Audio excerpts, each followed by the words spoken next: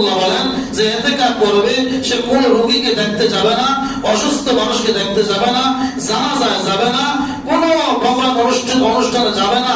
সাহাবীরা বলল ইয়া রাসূলুল্লাহ, মানুষটা জানাজায় গেল না, রোগী দেখতে গেল না, কোন ভালো কাজে গেল না, ওয়াজ মাহফিলে যেতে পারলো না, মিটিংয়ে যেতে পারলো না, তাহলে মানুষটার কি হবে?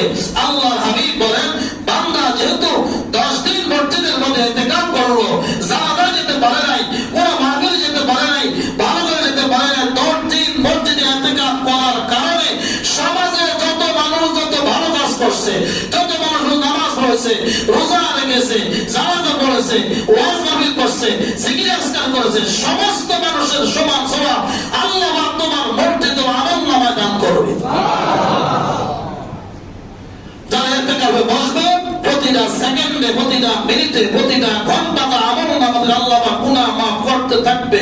প্রতিটা সেকেন্ডে সেকেন্ডে আমলনামা আল্লাহ পাক নেক দান করতেই থাকবে। আল্লাহ আমাদের সবাইকে ইতিকাফের কথাগুলা বোঝার, আমল করার তৌফিক দান করুন। আমিন। যারা ইতিকাফ করবেন 20 রমজান মঙ্গলবার আসর নামাজ পড়ে ইনশাআল্লাহ চলে আসবেন।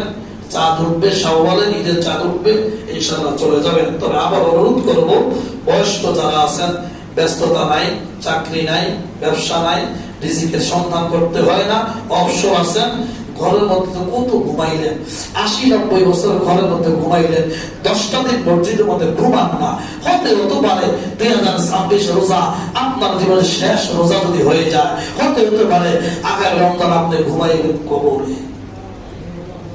এই চিন্তাটা করে উন্মুক্ত ভাবে সবাইকে বলবো, আল্লাহ তাআলা সবাইকে ইতিকাফ করার সুযোগ করে দেন। আমিন। এটা নিয়ত করে আল্লাহ আমাদের সবাইকে ইতিকাফ করার তৌফিক দান করেন। আমিন।